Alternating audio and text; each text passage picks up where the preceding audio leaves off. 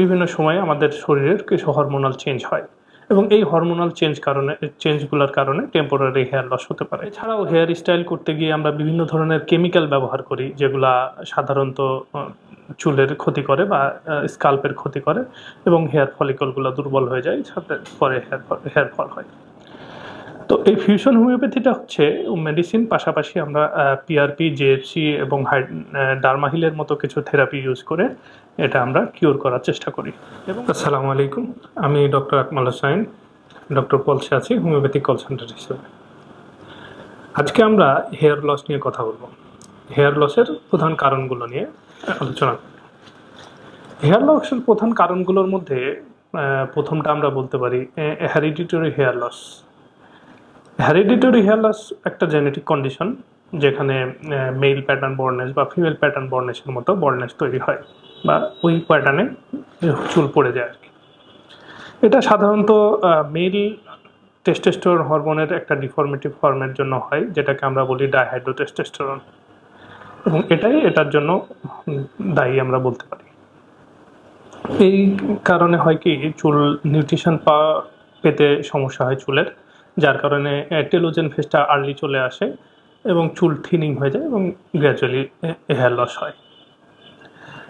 Second কজটা আমরা বলতে পারি হরমোনাল কজ। হরমোনাল কজ এটা সাধারণত পিউবার্টির সময়, প্রেগনেন্সির সময়, চাইল্ড বার্থের সময়, মেনোপজের সময়, এরকম বিভিন্ন সময়ে আমাদের শরীরের কিছু হরমোনাল চেঞ্জ হয় এবং এই হরমোনাল চেঞ্জগুলোর কারণে টেম্পোরারি হেয়ার লস হতে পারে। থার্ড কজটা আমরা বলতে পারি সিগনিফিক্যান্ট স্ট্রেস অর শক।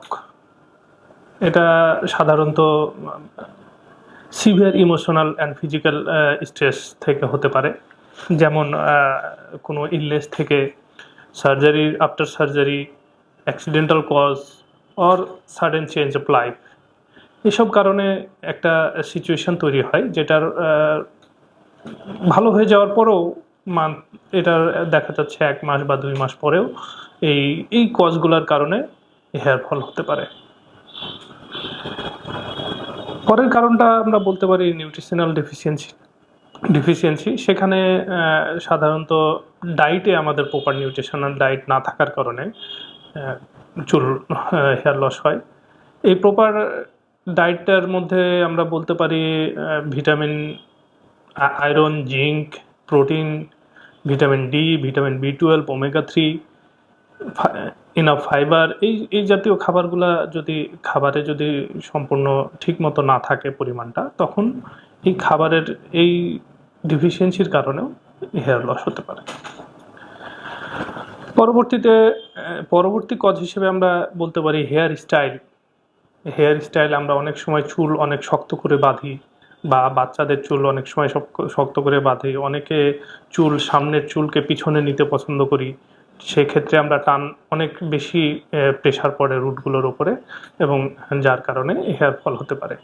এছাড়াও হেয়ার স্টাইল করতে গিয়ে আমরা বিভিন্ন ধরনের কেমিক্যাল ব্যবহার করি, যেগুলা সাধারণত চুলের ক্ষতি করে বা স্কাল্পের ক্ষতি করে এবং হেয়ার ফলিকলগুলো দুর্বল হয়ে যায়, সাথে পরে হেয়ার ফল হয়। এছাড়াও ট্রিটমেন্টের কারণে ট্রিটমেন্ট পারপাসে অনেক সময় হেয়ার ফল হয়, যেমন কেমোথেরাপি বা কোনো মেডিসিনাল সাইড এফেক্ট হিসেবে হেয়ার ফল হতে পারে। এছাড়া অবেসিটির কারণে হেয়ার ফল হতে পারে, ফিজিক্যাল লেস অ্যাক্টিভিটির কারণে হেয়ার ফল হতে পারে, অনেক সময় লং টাইম ধরে ঘুমের ইন্টারাপশনের কারণে হেয়ার ফল হতে পারে। তো আসলে হেয়ার ফল হলে আমরা কি করব?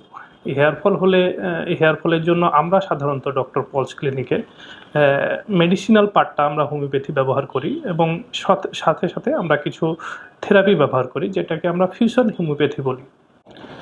তো এই ফিউশন হোমিওপ্যাথিটা হচ্ছে মেডিসিন, পাশাপাশি আমরা পিআরপি, জেএফসি এবং ডার্মাহিলের মতো কিছু থেরাপি ইউজ করে এটা আমরা কিওর করার চেষ্টা করি এবং আমাদের ট্রিটমেন্টে দেখা গেছে অনেক সময় আমরা এতে সফল হয়েছি।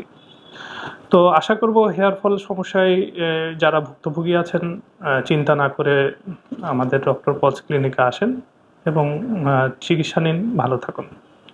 ধন্যবাদ।